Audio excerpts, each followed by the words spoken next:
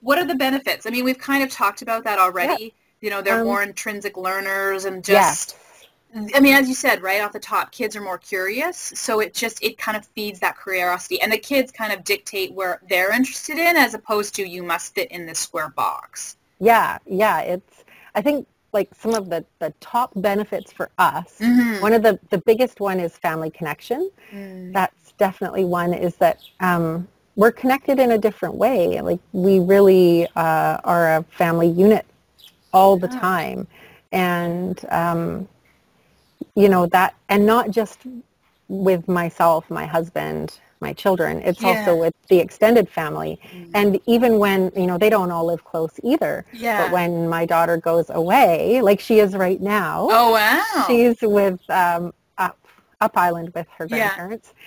They went kayaking all day yesterday. Nice. And they have a big garden, and, you know, she learns, she can get really, you know, engrossed in what they're doing. And, you know, that's part of it. She gets to know her family in a different way.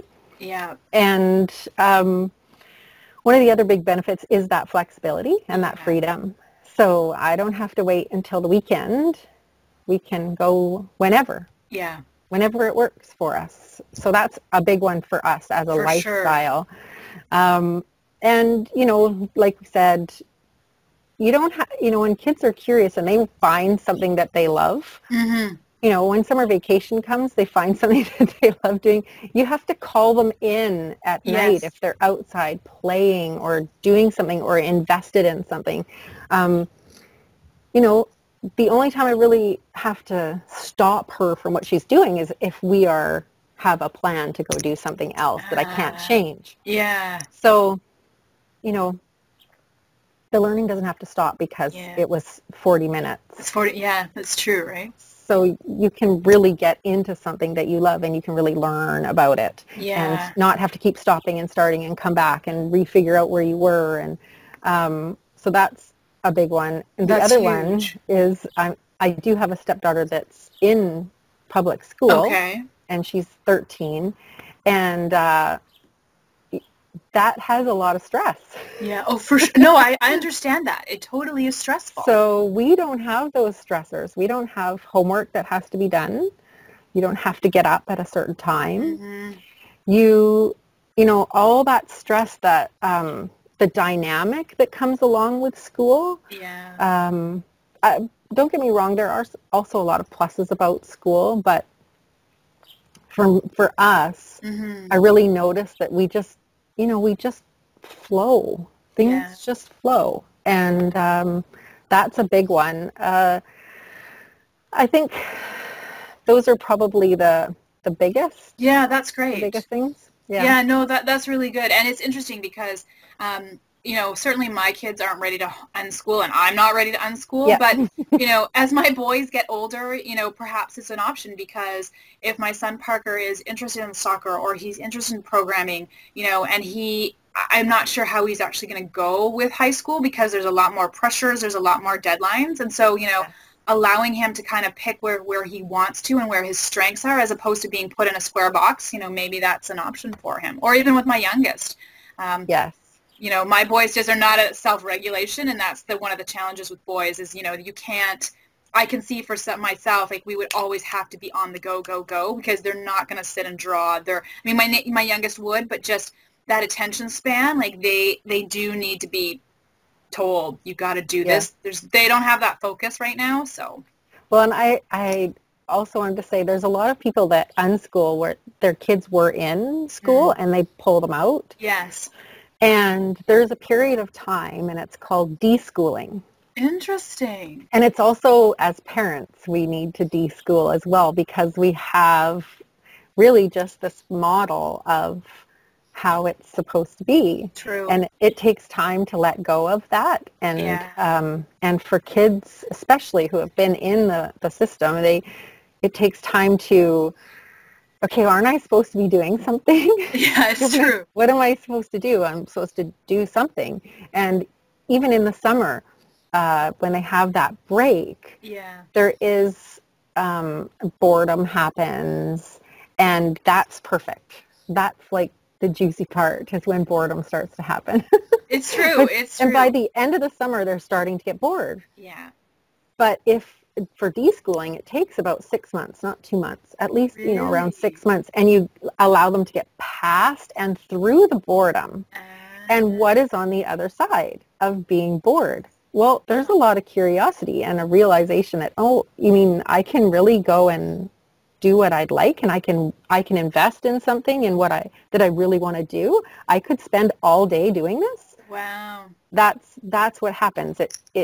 You have to get past the boredom stage, but summer doesn't allow long enough to get through to the other side. Interesting. So, yeah. Wow, that's really cool because I like that too, because then it also kind of instills risk. So if you're knee deep in something, you're going to take a risk, right? And maybe it won't, if your kid is so interested in one topic, maybe you take that risk, or they wouldn't have taken that risk before. They fail. Okay, well, try it again, or I didn't like it. I can see it how you get to know yourself and your strengths and your weaknesses a lot faster. Yeah. Yeah. Yes, and you don't have to be good at everything, and you don't, you don't have to know everything. It's okay to really be an expert on something. Yeah. That's something that I think as, the world is changing, even through the internet and everything. Yes. You don't have to be good at everything, because if there's 10 people and those 10 people are good at something, you come together and you make something amazing instead of one person trying to be kind of okay at something. Totally. It makes something completely different. So that's sort of like the next generation, I think, with kids, is that they're going to become experts if you allow them to be. If you allow them to be. Totally. Yes. I agree. Totally agree. Nice. All right. So what advice would you give parents who are thinking of unschooling? Okay, so you got to do your research. Okay. You have to get to, and I'll give you some names of people. Yeah, that'd be great. You have to get to an understanding of what it is. Okay. And, come to your own idea of what it is for you. Okay. That's a big one, because there's a lot of misconceptions about it. About unschooling. Unschooling is not unparenting. Yes, okay. And don't think that it's like, done right. You don't get to be a lazy parent. It's not like, oh, I don't have to do anything now. No, it's a lot of work. Yeah. And you really have to be present, and you really have to listen and be curious yourself and really be there for your kids. And so that's a big one. You got to do your research and make sure that it's for you. So now you've done that, and you say, maybe we'd like to try it. And a lot of times one parent is more on board than the other. Okay. And that happens sometimes. And my advice there is, if you really would like to do this, you can try it. Okay. Interesting. You can take a year and you can try it, right? What is the worst that can happen is that it didn't work for your family, and you take some time at the end of the year and you catch them up. Okay. But I tell you, most of the time when people have invested to that point and they try it, you really see your children change. Okay. And things change when there's not that stress or that regiment or being somewhere that doesn't work for them. The shift in your children usually is enough. Really? That the other parent is like, whoa, okay, yeah, life is pretty different around here now. And you can see your children really unfold. Wow. And get to know themselves more. And you get to know them in a totally different way, too. Right? Interesting. They're with you all the time. Yeah. So your relationship with them changes. Oh, that's really good. Yeah. Wow, so that's sort of my best little bit of advice. Yeah. Really get clear on if it's what you want to do.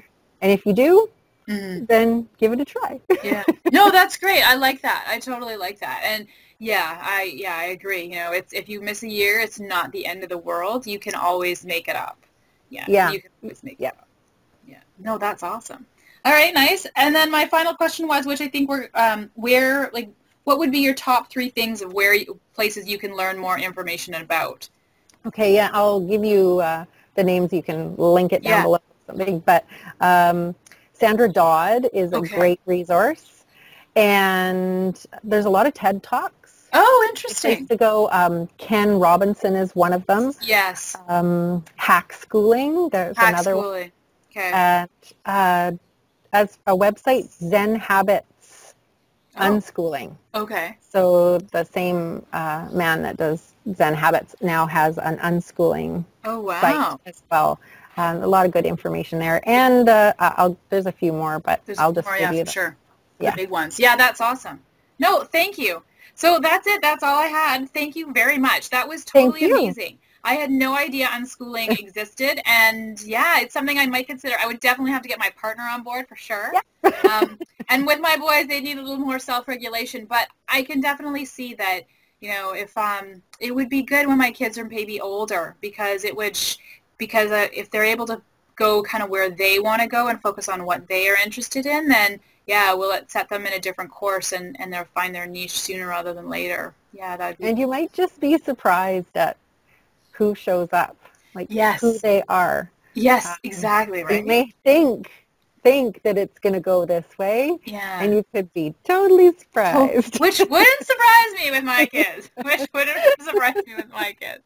All right. Well, thank you so much. I'm Andrea Benton from Raisingboys.tv, and we'll catch you later. Thanks. Bye.